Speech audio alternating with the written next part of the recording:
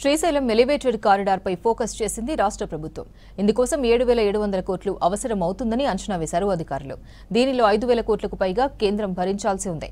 ప్రాజెక్టులో 3వ వంతు ఖర్చుకు రాష్ట్ర కేబినెట్ ఆమోదం తెలిపింది. మంత్రివర్గం ఓకే చెప్పడంతో ప్రాజెక్టు ఫైల్ కేంద్ర ప్రభుత్వానికి చేరింది. సెంట్రల్ కేబినెట్ ఆమోదిస్తేనే ప్రాజెక్టు నిర్మాణంలో ముందడుగు పడనుంది.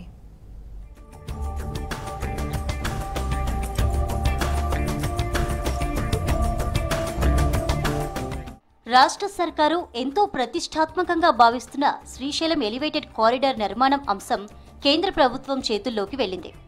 ఈ ప్రాజెక్టుకు 7,700 కోట్ల వ్యయం కానుండగా ప్రత్యక్షంగా 2,500 కోట్లు ఖర్చు చేసేందుకు రాష్ట్ర ప్రభుత్వం ఓకే చెప్పింది. దీంతో పాటు 17% నిర్మాణ సామాగ్రి, పన్నుల మినహాయింపు, ఇతర ఖర్చులు భరించేందుకు సిద్ధమని ఇటీవల జరిగిన కేబినెట్ భేటీలో వెల్లడించింది.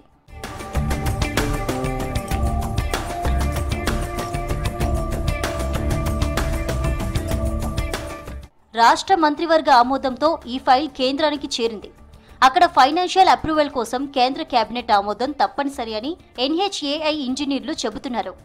అమ్రాబాద్ టైగర్ రిజర్వ్ ఫారెస్ట్ ఏరియాలో ఈ ప్రాజెక్టు నిర్మాణం కోసం పర్యావరణ, అటవీ శాఖ నుంచి అనుమతులు తీసుకోవాల్సి ఉంటుంది.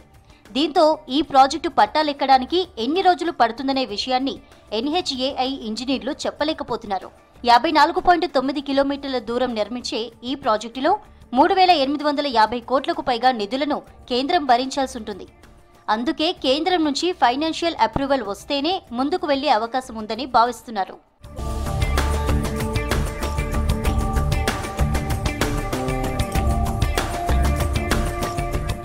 హైదరాబాద్ నుంచి శ్రీశైలం వరకు 765 నేషనల్ హైవే రోడ్డు ఇదివరకే ఉంది.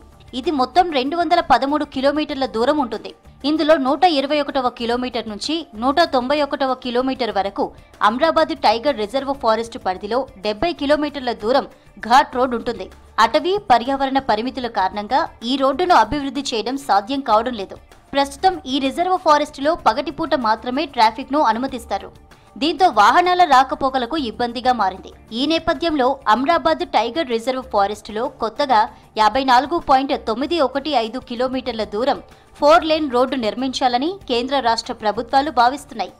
నాగర్ కర్నూల్ జిల్లా బ్రాహ్మణపల్లి దగ్గర ప్రారంభమై ఏపీలోని ఈగలపేంట దగ్గర ముగిసే ఈ రోడ్డులో 83% అంటే 45.42 కిలోమీటర్ల దూరం ఎలివేటెడ్ కారిడార్ ఉంటుంది.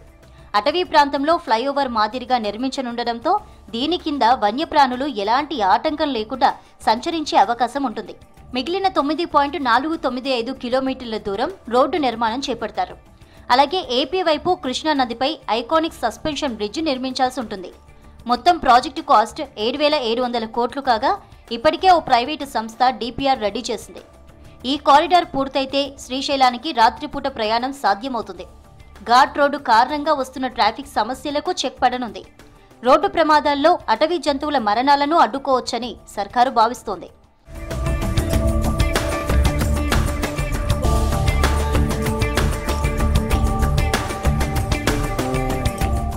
ఈ ప్రాజెక్టుకు 2022-23 వార్షిక ప్రణాళికలో ప్రతిపాదనలు పెట్టారు.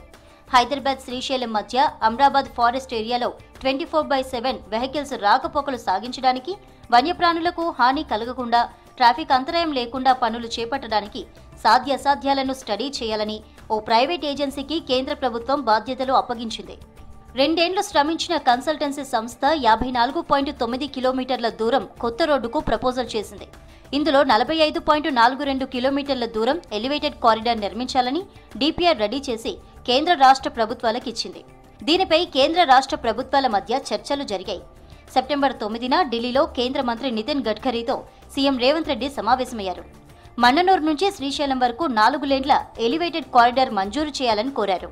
అయితే ఈ ప్రాజెక్టు వ్యయం భారీగా ఉన్నందున ఆర్థికంగా సాధ్యం కాదని కేంద్ర మంత్రి చెప్పగా ప్రాజెక్టు ఖర్చులో సగం రాష్ట్ర ప్రభుత్వం భరిస్తుందని సీఎం రేవంత్ రెడ్డి అంగీకరించారు.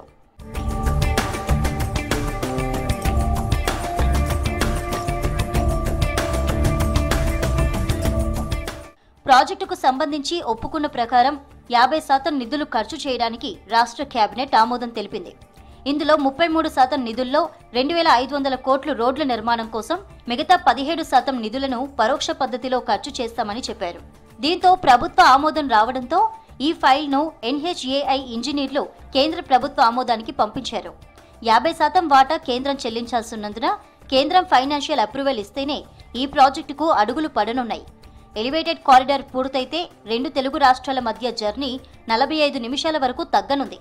వన్యప్రాణుల సంచారానికి ఆటంకాలు లేకుండా సురక్షిత, వేగవంతమైన ప్రయాణం ఈజీ అవుతుంది. దీంతో శ్రీశైలం డ్యాం, పుణ్యక్షేత్రం, ఫరాహాబాద్ వ్యూ పాయింట్, టైగర్ సఫారీ వంటి పర్యాటక ప్రాంతాలకు టూరిస్టుల సంఖ్య భారీగా పెరిగే అవకాశం ఉంటుందని అంటున్నారు అధికారులు.